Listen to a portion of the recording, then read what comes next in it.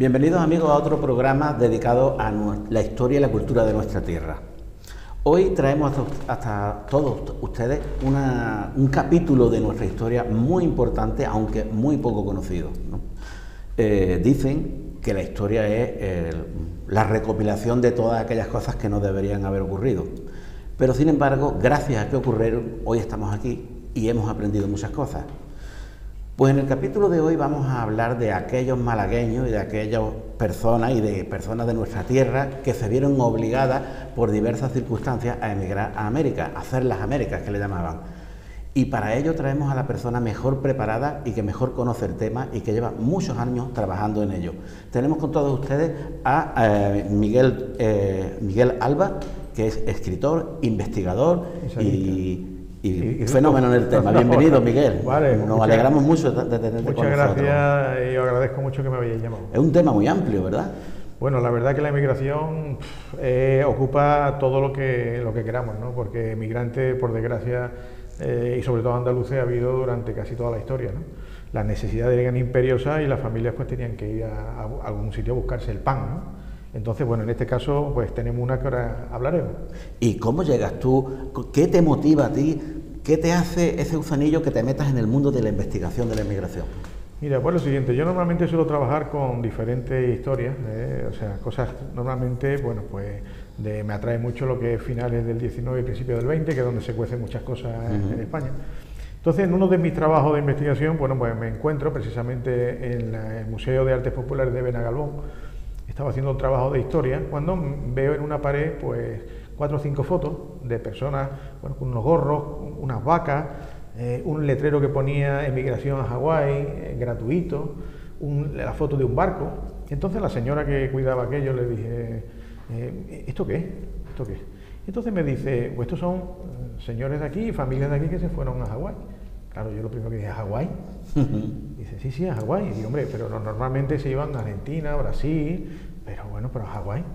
Dice, sí, pues, bueno, pues entonces yo para no parar la investigación que estaba, bueno, anoté y digo, oye, esto tengo que mirar, ¿no? Esto tengo que ver yo a ver lo que es, ¿no? Y bueno, una vez que ya acabé con mi siguiente, el libro este que acabé y tal, al poco tiempo, pues empecé a trabajar. Pregunté en el pueblo que si había familiares, había gente que sabía de esto. Y dijeron, pues fulanito y menganito son familias de una gente que venía de Estados Unidos, que venían a traerle ropa, a traer dinero, a conocer la familia y tal. Entonces, a raíz de eso es cuando yo empiezo un poco a darme cuenta de la importancia que tenía esta inmigración tan desconocida. Por eso ha tenido esta repercusión de que en total fueron 8.000 españoles los que se fueron a la emigración a Hawái, a trabajar en la caña de azúcar. ¿En qué periodo de tiempo? Estamos hablando entre 1907 al 13.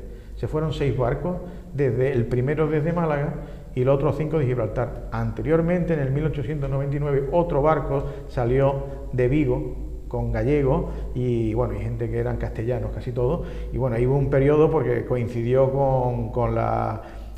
cuando Estados Unidos se quedó ya con Hawái, entonces hubo un parón. Pero bueno, yo he estado estudiando desde el 1907 al 13 esos 6 barcos que salieron de Andalucía, vamos, de Andalucía y bueno, y del Peñón de Gibraltar. Más de 8.000 personas en 7 años. 8.000, sí, porque vamos a ver, la historia es la siguiente. Una vez que los americanos se quedan con Hawái, ellos ven que allí casi toda la gente que trabajaba en la caña de azúcar eran japoneses y chinos, que anteriormente, como eran rey, lo que había allí era un reino, bueno, pues era muy barato traerse a chinos y a japoneses. ¿Qué pasa? Cuando llegan los americanos ven que allí bueno, pues había tanta gente amarilla, como le decían ellos, que dicen, esto hay que cambiarlo. O sea, porque aquí puede haber una revolución o algo y nos quedamos sin Hawái, porque era recién conquistado o absorbido Hawái, ¿no? Entonces resulta de que una vez que ellos ven eso, dicen, bueno, hay que traer blanco, hay que blanquear las plantaciones, decían ellos. Entonces hay que quitar chinos y hay que quitar japoneses. Así lo expresaban ellos, sí, hay que blanquear las. Entonces resulta de que lo primero que hacen es, bueno, señores, aquí se han acabado ya los chinos y los japoneses, vamos a buscar blanco.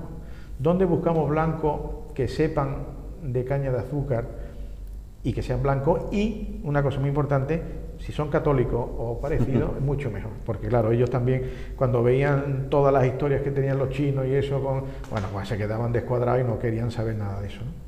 Entonces, bueno, pues ellos se van de primera hora a Madeira y Azores, que antiguamente había tenido mucha caña de azúcar, pero después de unos problemas y de sequías y todo, pues se habían perdido. ¿Qué pasa? Había mucha hambruna. Ellos, los americanos tontos no eran, y siempre iban buscando donde había mucha necesidad, porque era mucho más barato y más fácil de llevarse gente para la emigración. A raíz de todo eso, la primera van a Madeira y Azores, pero hay cambios políticos y tal, y ellos ven que, bueno, que los barcos había que llenarlos. ¿Por qué? Porque eran barcos que eran especiales, alquilados especialmente para eso, valían un dineral. Hay que tener en cuenta que esos barcos iban por el Cabo de Hornos, no estamos hablando todavía, no está el Canal de Panamá. Había que dar la vuelta. Claro, había que dar vuelta por el Cabo de Hornos. Entonces, claro, eran 2 meses de viaje. 2 meses de viaje. 2 meses de viaje, porque el Canal de Panamá hasta 1914 no se inauguró, entonces estamos hablando del 7 al 13. Entonces, bueno, pues tenían que pasar por el Estrecho de Magallanes, y entonces el viaje era una barbaridad, o sea, una barbaridad, porque ya hablaremos de la cantidad de niños que se mueren por el camino y estas cosas, ¿no? ¿Y por qué los malagueños se deciden a hacer las Américas? Bien, lo siguiente, lo que te estaba comentando, estos señores lo que quieren es gente que sepa de caña de azúcar. ¿Dónde había caña de azúcar en aquellos tiempos? Pues Málaga, con toda la vega malagueña, Vélez Málaga, y la zona de Granada, la zona de Motril, la zona... Bueno, entonces viene un americano que era el jefe de las aduanas en Hawái, un señor que era nacido en Michigan. Entonces el señor lo que hace es venir a reclutar gente con un compañero, y vienen a Málaga, que era el sitio un poco donde había un puerto en condiciones.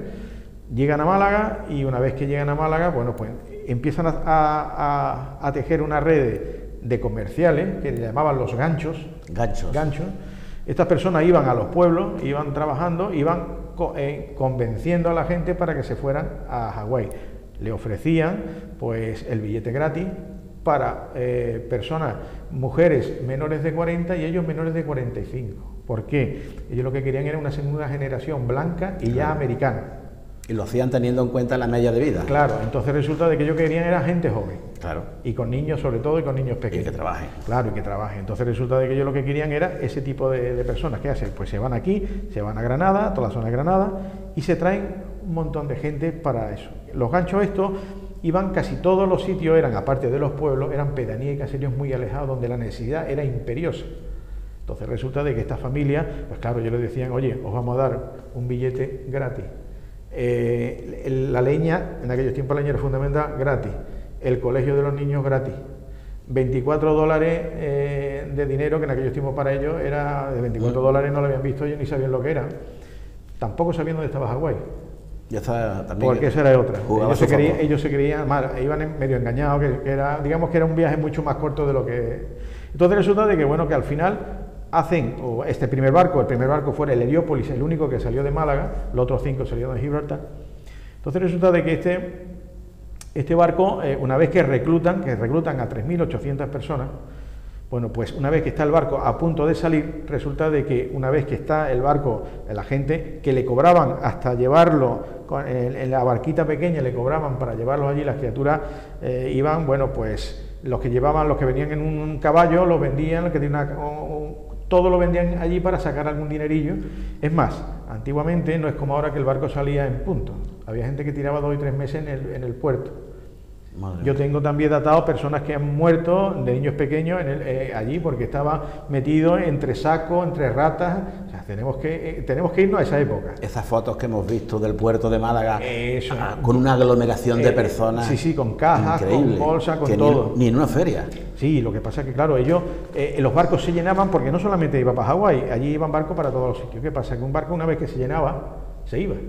O el barco te decía, este barco está para primeros de abril, y el barco venía a finales de abril, por decir algo, ¿no? Entonces había gente que se aburría y se iba. Se arrepentían. Claro, se arrepentía. Hay mucha gente de pueblos, que yo he hablado con personas de pueblos, de que su abuelo era uno de los, o su bisabuelo, estamos hablando de 4 y 5 generaciones ya, Claro. Que su bisabuelo y tal, era uno de los que se volvió. Es que hace ya más de 100 años. Claro, estamos hablando que hace más de 100 años, ¿no? Entonces, bueno, toda esta historia, pues bueno, esta familia, una vez que están en el barco, Aparte que la comida la hacían los chinos, porque toda la gente que había dentro del barco eran chinos, los marineros, menos el capitán y 2 o 3 más que eran los oficiales, que eran ingleses. El barco era inglés, pero todos eran chinos. La comida, daban arroz y unas papas que aquello no había quien se lo comiera. Y bueno, y resulta de que en la primera noche, la última noche antes de irse, le dieron el café con agua de mar. Los chinos hicieron café con agua de mar. El café lo hicieron con agua de mar, agua salada. ¿Qué pasa? Que cuando estas criaturas ven que estando todavía aquí en el puerto de Málaga le dan un café con el agua de mar, dicen, bueno, si esto es aquí, ¿qué nos va a pasar cuando estemos en medio del mar? Y por eso mucha gente se va. Y entonces se bajan 1.500 personas del barco. Ya con el barco lleno. Con el barco. ¿Qué pasa? Que la mayoría que se bajan son gente de Málaga y gente muy cercana, porque había otros que decían, bueno, nosotros ya ¿dónde vamos a ir? Si no tenemos ni un duro, no tenemos dónde irnos, hemos vendido el carro, hemos vendido la bestia, lo hemos vendido todo, ¿dónde vamos? Pues al barco. Algunos vendían hasta sus fincas o sus casas. No, las casas sí, las casas las vendían o las dejaban a familiares, porque muchos de ellos lo que querían era intentar ganar dinero y en unos pocos de años volver. Entonces, había gente también que se iba nada más que el marido, esperando ganar un poco de dinero para luego llevarse a toda la familia. Entonces, bueno, y casi nadie vuelve. ¿Por qué? Porque una vez que van, como es Hawái, que estaba lejísimo, pues bueno, es que no tenían dinero para volver. Y entonces, bueno, pues eso ya lo hablaremos, toda la cosa de allí, ¿no? Pero te quiero decir, entonces, toda esa historia del barco, de la salida, eso hace de que hay una protesta grande, salen los periódicos a nivel nacional, y el gobierno pues toma medidas, ciertas medidas. ¿Qué medidas son? Pues entre otras cosas una ley de, digamos, estructurar un poco mejor lo que era la inmigración, porque había la inmigración, y sobre todo clandestina, una barbaridad. Clandestina le llamaban, sí, no sé si eran los paquetes, eran personas que nunca se contabilizaron, que eran muchísimos que salían por Gibraltar y por Portugal.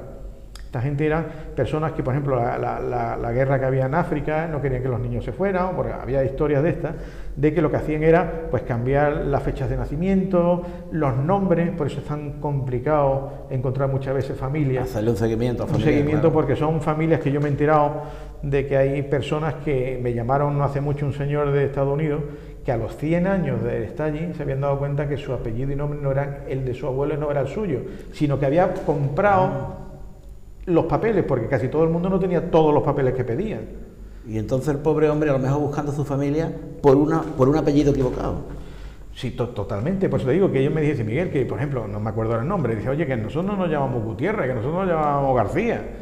Claro. ¿Por qué? Pero es que nos hemos dado cuenta, después de papeles, de muchas cosas, y después del abuelo y tal, encontrar que su nombre no era este. Lo que pasa que, como digo, como hacían peticiones de que tenía que venir firmado, tanto que el niño no había pasado la mili, ya estaba fuera de cupo, el cura, que eran hijos suyos, legales, las mujeres solas no podían, con 25 años no podían, menores no podían viajar. No podían viajar solas. No podían viajar solas, tenían que tener permiso o del marido o del padre, o sea, una serie de historias de que muchos de ellos no tenían esos papeles. ¿Y qué pasa? Que cuando llegan allí, en las mismas casas consignatarias, aquí en Málaga, por ejemplo, les arreglaban los papeles a base de dinero. Y ellos mismos los falsificaban y ponían otros nombres, sellos. Hay gente, la Guardia Civil en aquellos tiempos, cuando hacían por ejemplo, en un pueblo, había un gancho a lo mejor, el gancho era la persona que tenía en aquellos tiempos un economato o un bar, por decir en algún lado. Entonces allí hacían sus cosas. En más de un sitio, cuando la Guardia Civil tenía noticias de que allí había algo raro, pues se encontraban multitud de cartas preparadas con nombres, apellidos y sellos, falsificado todo, pero para vendérselo a esta gente. Madre mía. O sea, que te quiero decir que la necesidad era imperiosa. ¿Y por qué se van? Pues a mí me contaban los nietos y bisnietos, cuando estuve, que ya contaremos lo de Estados Unidos, me contaban eso de que decían sus abuelas que sus hijos se les morían de hambre. Cuando había sequía, o cuando la leche, porque cambiaban leche por trigo, o a lo mejor no había leche o no había trigo, o sea, una serie de historias de que ellas decían que es que se veían que se morían los hijos. Entonces, ¿cuál es la decisión más dramática y más triste, pero la única que se habían abocado? Pues a la emigración. En este caso, cuando viene un señor y en los pueblos, lo que hacían era, o en un caserío, este señor venía y en una de las casas que ya había hablado, pues este señor de la casa hablaba con los primos, con los vecinos, y tal día los reunía allí y venía el gancho. El gancho normalmente era una persona un poco extraña, que llevaba muchos anillos, muchas cositas, mucho valorio, y entonces contaba que todo eso era gracias porque él había venido de la inmigración, ¿no? Tienes que ver que en aquellos tiempos la criatura, bueno, pues el nivel cultural y la necesidad era total.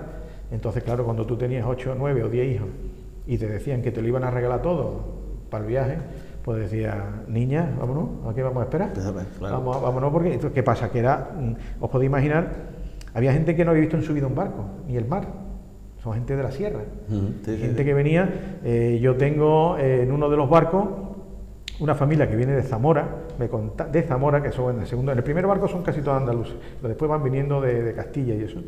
Una familia de Zamora, de Fuentesaúco, de allí, me dijo que la familia vinieron 9 personas en tren desde Zamora, Madrid a Sevilla, y de Sevilla a Gibraltar, que fue en el segundo barco, en el Oteri, en ese segundo barco, desde Sevilla a Gibraltar, fueron andando con 6 niños pequeños. Andando. De Sevilla a Gibraltar. Para coger el barco. Qué barbaridad. O sea, te quiero decir que la necesidad era total, y la criatura, bueno, ya hablaremos después lo que era el barco, ¿no? Lo que fue el viaje. Se llegaron a pegar carteles por las calles de Málaga anunciando la inmigración, sí, y ofreciendo... Vamos a ver, lo que hacían normalmente en Málaga, bueno, en Málaga la consignataria, digamos que tenía sus redes, pero en los pueblos, los economatos que había, pues se ponían en las columnas de los ayuntamientos, se ponían los carteles. Pero esos carteles casi nadie los sabía leer. Solamente que la mayoría era porque alguno había leído que normalmente en algunos pueblos detuvieron al secretario y al alcalde porque eran los ganchos. Entonces, claro, ellos algunos sabían leer y escribir, entonces les decían a los que iban allí a arreglar un papel: oye, Antoñito, mira lo que hay. Antoñito pues apuntaba, pues eran 5 pesetillas o 3 de comisión, pues para él. Entonces, claro, detuvieron porque eso también era ilegal, pues la recluta masiva se hizo ilegal, ¿no? Porque aquí al principio tú podías llevarte a todo el que quisieras, pero a raíz del barco del Biópolis primero, como hubo ese follón, dijeron que ya esa recluta masiva se habían prohibido en España. Entonces por eso se van a Gibraltar. Del primer barco del Biópolis al Oteri y todos los 5 que hay después, toda esta familia, todos los americanos, o sea, el americano se van a Gibraltar y desde ahí empiezan otra vez a abrir. ¿Qué hicieron? Las reclutas ya, pero ya estaban prohibidas y siguieron haciendo reclutas. Aún estando prohibidas, desde Gibraltar. Desde Gibraltar. Ya no era de Málaga. Pero claro, los malagueños seguían teniendo necesidad y buscaban la malagueño, forma. granadino, sevillano, gaditano. ¿Y dónde has investigado tú? ¿Qué fuentes tienes tú para investigar todo eso? Mira, una vez que yo ya, o sea, una vez que le meto mano. Yo sé que has andado mucho, ¿eh? Sí, he andado mucho. He estado, gracias a todo esto, he estado en Estados Unidos, he estado en la casa de los familiares, he estado en Hawái. Y en Hawái he visto también familiares, he visto a personas que, bueno, si lo que te puedo decir es que si hay algo que me ha encantado de esto es los sentimientos que yo, bueno, lo que yo he sentido y lo que he dado a sentir a la gente, porque tienes que ver que esto es una cosa muy emotiva, son personas que gracias a mi trabajo han conocido a sus familiares. Yo en Hawái a una señora con 89 años le enseñé la foto de sus abuelos que no la conocía. Y se me quedó, vamos, un momento súper emotivo, ¿no? Gente que se me ha abrazado, gente que, bueno, cuando íbamos a sus casas, bueno, pues, bueno, como si fuera un Papá Noel.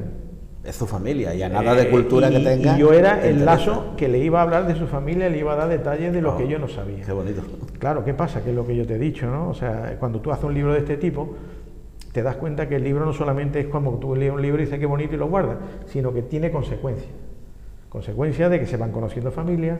Nosotros aquí, pues en el Guadalhorce, ahora hablaremos, pues aquí hay pueblos que se fueron en total cerca de 200 personas.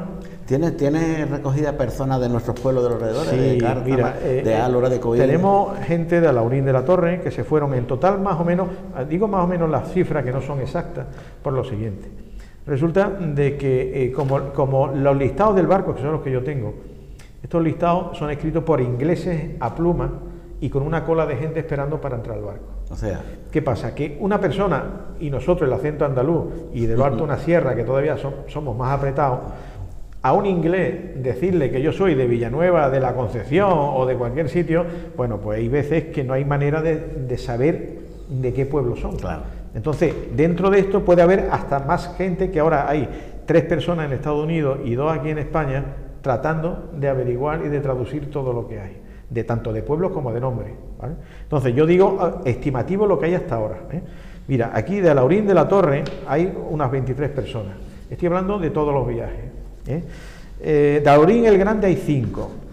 De Cártama, que estamos aquí en Cártama, hay 18 personas, de las cuales son 1, 2, 3 familias, unas 4 familias con su hijo, de Cártama. Por ejemplo, ya vamos en Cártama el apellido Rodríguez, Ruiz, Díaz, Ríos, Torres, Hurtado, González, Postigo, Carvajal, Mancera. O sea, estos son apellidos de personas que se fueron de Cártama, por decir algo, digamos, de los cabezas de familia, ¿no? Después tenemos, bueno, en Cártama se fueron, curiosamente, casi todos se fueron en el primer barco, que vino a Málaga, menos un señor que aparece que es Antonio Torres Díaz, que bueno, que este se fue en el Harpalion en el 1912. Pero casi todo en 1907. 1907, en el primer barco de Málaga es cuando se van los cartameños. Anteriormente tenemos noticias de otros cartameños, como los Faura, como la Rubia, como otros, pero ya a finales del 19, sí, eso fue anterior. Bueno, por ejemplo, de Coín es de donde más se van. De Coín hay más de 67 personas, son 10 o 12 familias. Bueno, de Coín, de Álora, hay unas 40 personas que se fueron en diferente, casi toda la gente que llevamos se fueron en el primer barco, porque es que estaba aquí en Málaga, ¿no? Claro, están más cerca. Exactamente. Pero de Álora, por ejemplo, se fueron la mayoría en el primer barco, pero también hay en el segundo y en el tercero. De Almojí unos 40 también. 40. O sea, también un par de barcos, ¿no? Y entonces, bueno, así sucesivamente, bueno, pues lo que yo me encantaría, y ya que estoy contigo, es intentar ir a pueblo, o ya daremos un email o algo, para que personas que estén interesadas o ayuntamientos que estén interesados, yo me brindo a pasarme por los pueblos. Claro. Y ahí, bueno, pues ahí podemos hacer un rato de charla, haríamos un PowerPoint con los nombres y apellidos de todos los familiares y podríamos trabajar a ver si tenemos esa suerte de que hay personas que no saben, porque yo he ido a muchos sitios donde me han dicho, yo le he dicho, digo, mira, Sebastián Martín Rubia, sí, mire usted, esta familia se fue, sí, mire usted, en algún pueblo, ¿no? En muchos de los pueblos. Me decía, mire usted, yo tengo un primo que se fue a la América. Y yo digo, pero un primo que se fue a América, ¿a dónde? Yo a ver si... Mire usted, en América, los que más sabían me decían a California. Y yo ya cuando decía California, digo, esto va enderezado. Y cuando yo le decía el nombre, digo, este. Y mire usted, pues se fue a Hawái. No, mire usted, a Hawái no, a California. No, mire usted, a Hawái. O sea, no saben, porque estamos hablando de otra generación, que es la primera que se fue a Hawái. Tenemos que tener en cuenta que del porcentaje que se vuelven de Hawái a California, que es el sitio más cercano a San Francisco, es el 90%. O sea, en Hawái, ¿por qué se van? Porque todo lo que le dijeron no era verdad. No era verdad. Eso hablaremos más adelante. Entonces esas criaturas pues se van. Pero sí ha habido gente que te ha aportado información curiosa, fotografías, alguna carta. Sí, bueno, normalmente lo que más me dan son fotografías. ¿Y esto te sirve a ti para ampliar la información? Vamos a ver, cuando tú haces un libro, la fotografía la verdad que da mucha imagen, da bueno, pues frescura, ¿no? Claro. También, no solamente letras, ¿no? Entonces, gracias han venido americanos con sus fotos y hemos ido a pueblos a buscar esa familia, ¿no? Es importante. A mí eso me encanta, ¿no? O sea, me encanta eso de encontrar. Hace poco estuvimos en un pueblo y la alcaldesa, estaban allí unos americanos que vinieron, me llamaron, Miguel, vente para acá que hay unos pocos de americanos de los tuyos, me dice. Entonces, bueno, estuvimos allí y cuando empezaron a hablar, vino una señora mayor, muy mayor, con una fotillo muy antigua, resulta que eran familia, pero es que resulta que la alcaldesa, al rato de estar allí, dice, adiós, pero si también son familia mía.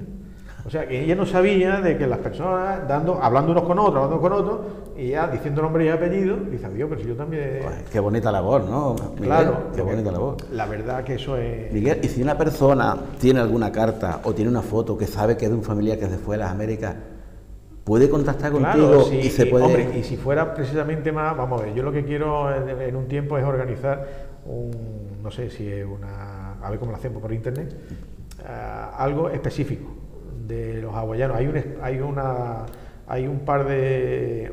dos o tres en Facebook de gente de descendientes. Sí. Pero yo lo que quiero es aunar todo eso, y con la Universidad de Málaga y que estamos hablando ahora, vamos a ver si hacemos un trabajo ya en serio, en serio quiero decir, una base ya con fundamento, porque quiero trabajar con los alumnos que sean, por ejemplo, de los cartameños, que se interesen también, o contigo, con gente que yo, por eso te llamé, ¿no? Digo, a ver en Cártama quién me puede dar, para ir aunando y a ver si podemos hacer un trabajo muy serio. Ya la Universidad de Hawái, que ha sido la que me ha traducido el libro. La Universidad de Hawái está traducido el libro. Yo cuando estuve en Hawái tuve la suerte de, cuando estuvimos en la universidad, la profesora de traducciones de Madrid, española, y la segunda con la que está con ella también es de Valladolid, que por cierto, hablando, su marido es bisnieto de uno de los que se fue, Campos Marfil de Vélez Málaga.